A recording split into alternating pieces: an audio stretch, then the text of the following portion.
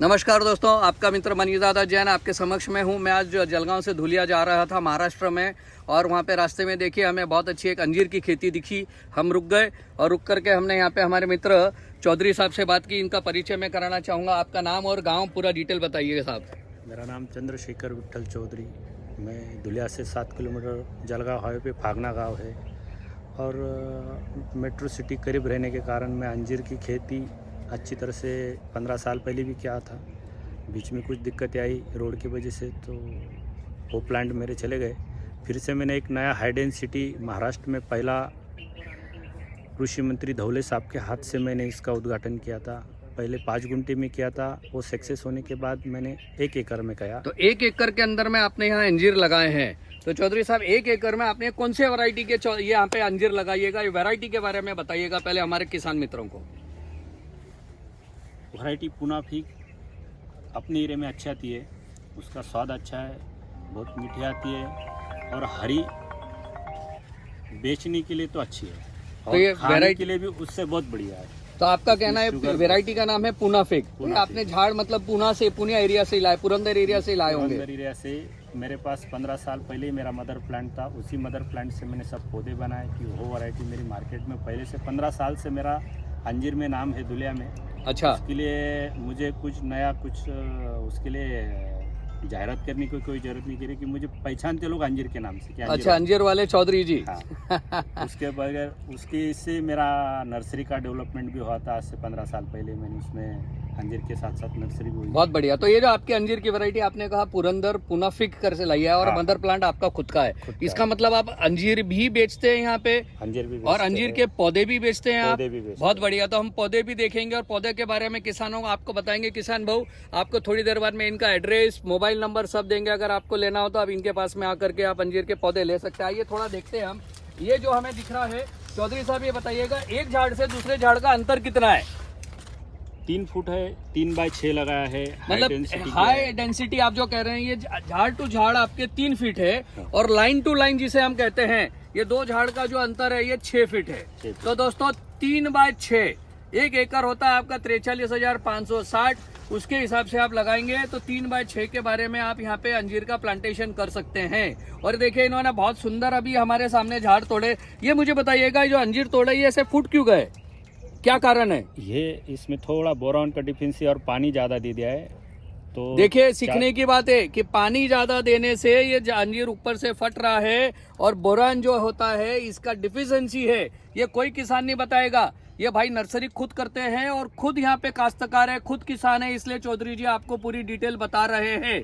आप इस बारे में थोड़ा सा डिटेल में बताइएगा। और अंजीर को ज्यादा से ज्यादा अपन शेनखत, गोखत लगाए तो सबसे बढ़िया होता है। उसके बाद आप सॉइल चार्जर का यूज कर सकते हैं, जो फल की कीपिंग क्वालिटी बनाने में बहुत काम करता है, और फल का स्वीटनेस भी बढ़ाता है। आप एक बात बताइएगा, इसके अंदर स्वीटनेस के बाद में आपने कहा, मैं 2-3 बात जानना चाहूंगा। मैं देख रहा हूँ यहाँ पे आपने झाड़ की कटिंग बहुत करके रखी है। हाँ। तो इसके बारे में भी थोड़ा सा संक्षेप में बताइए। थोड़ा मैं फास्ट करना चाह रहा हूँ कि किसानों को इसके बारे में मालूम पड़े। ये आप कटिंग क्यों कर रहे हैं?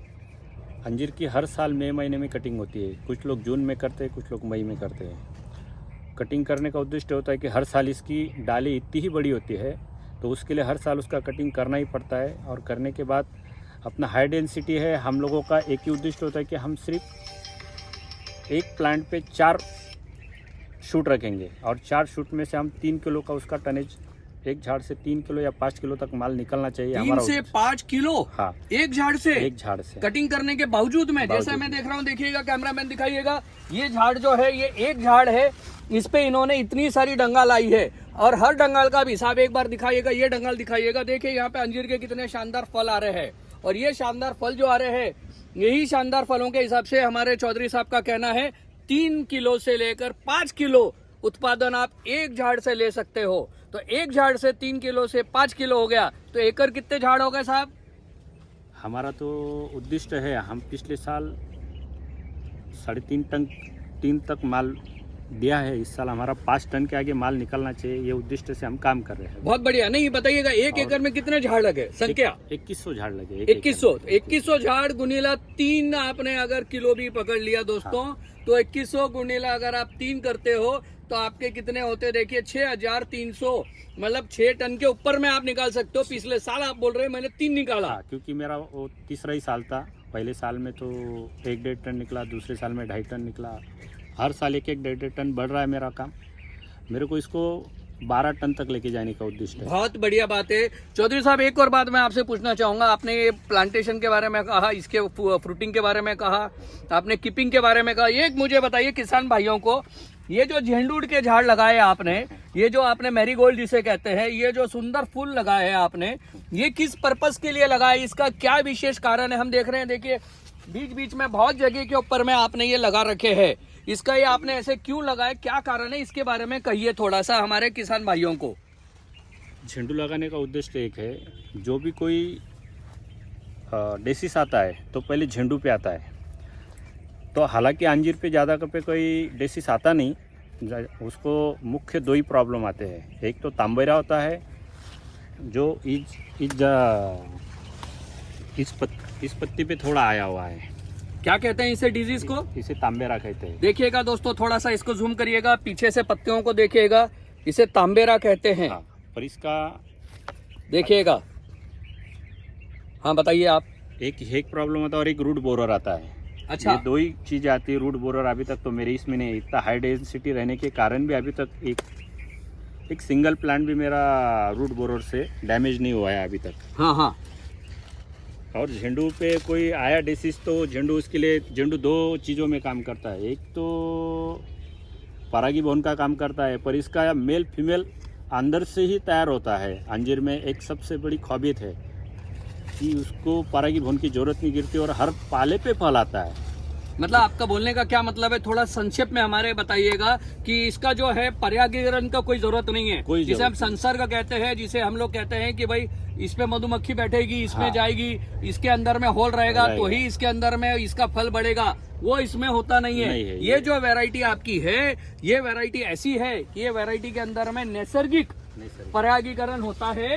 इसमें आपको ये लगाने की जरूरत नहीं है। फिर भी आपने ये इसके लिए लगाया है क्या कि ये जो झाड़ पत्ते इन्होंने बताया, ये देखिए जो बीमारी लग रही है, ये बीमारी इसके अंदर में ना लगे, इसे नैसर्गिक सुधरे। इसको क्या कहा आपने बीमारी का नाम? एक बार रिपीट करिएगा। तांबेरा।